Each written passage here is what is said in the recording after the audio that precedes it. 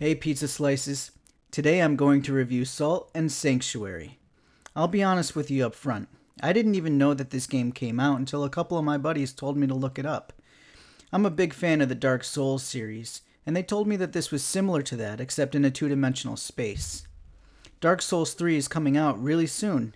I'm excited for it and figured what the hell, let's give this one a shot. My buddies may be jerks, but they're right about one thing. This was a great game. And with that being said, let's get started.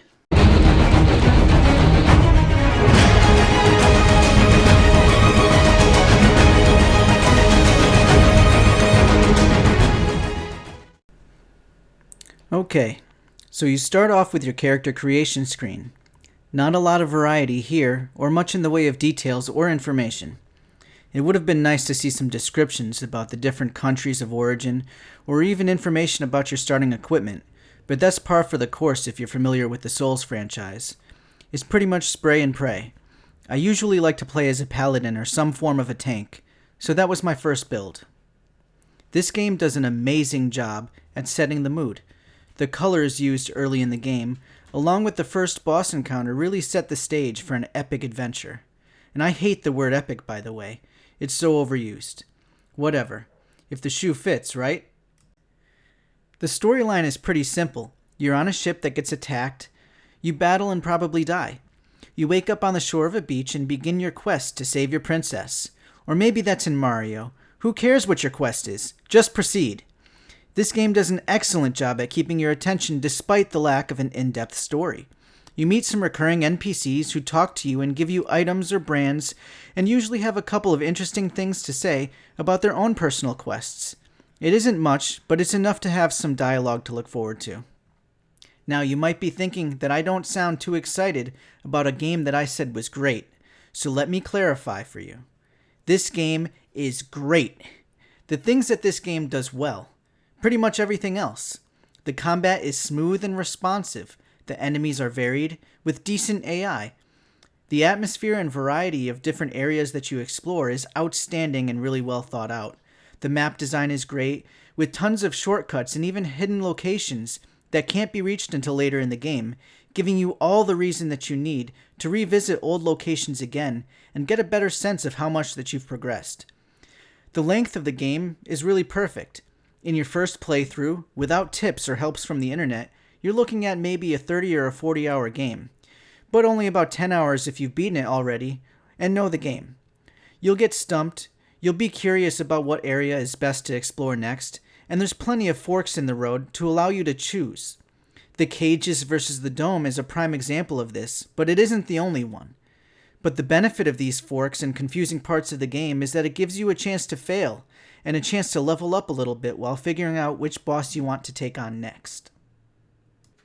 The fog walls were missing from this game, which is something I totally love in the Dark Souls series. It always makes me think twice. Do I want to step through it? Is this a new area? Is it a boss? But this game is a little bit more casual. Faster paced combat and bells that teleport you away to safety rather quickly if desired. There is some risk allocated to your deaths though. You permanently lose 10% of your gold on hand, and you lose all of your salt, which you can get back if you either kill the enemy that killed you, or if you died to some world event like falling through a pit, your salt will appear as a little bat creature that you can kill and retrieve your salt. If you lose to a boss, you only need to take off a small percentage of his health to get your salt back, which keeps things in check pretty well. One of my favorite parts of the game is the leveling system. It's wonderful. I love skill trees. I don't know why. I just always love the thrill of exploring them and deciding how many levels I need to get the different skills I want to combine and test out. This game adds a special feature which actually took me a long time to notice. Each time you purchase a skill, say for strength or endurance, you don't necessarily have to wait until you come across another one of those power-up nodes. You can level up that particular node on the map and you'll see it show 2 dots, then 3, then the numbers 4 or 5. I don't recommend doing this too early in the game though, because it might take away from your desire to branch out and explore. It's really just a wonderful feature for experienced players who want to have perfected stats in future runs so that they can maximize their efficiency. Things I think could have been done better? Well, I think the bosses could have been harder. Once you figure out the basic element that the boss has, it's pretty easy to just equip the right rings, and it's on easy mode. Rolling through the bosses and attacking their back is still king.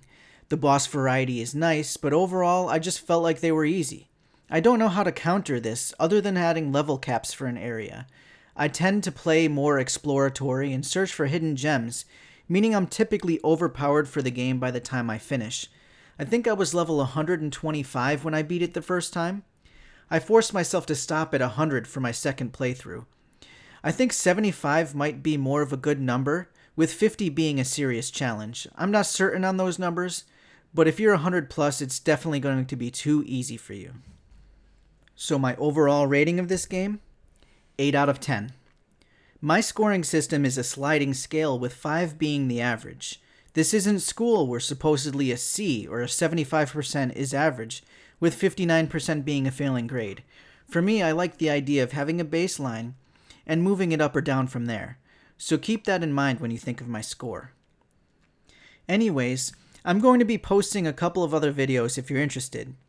There's a video compiling every boss encounter, there's a tips and hints video, and there's also going to be a video highlighting another way to enter the Pitchwoods. Go check those out when you're done here, or just move along to another review that we have. Please leave a comment below, subscribe, all that crap. I'm really just interested in seeing what you all enjoyed or hated about this game, or whether or not you agree with my rating. Thank you for watching. Get excited, guys. Dark Souls 3 is coming soon.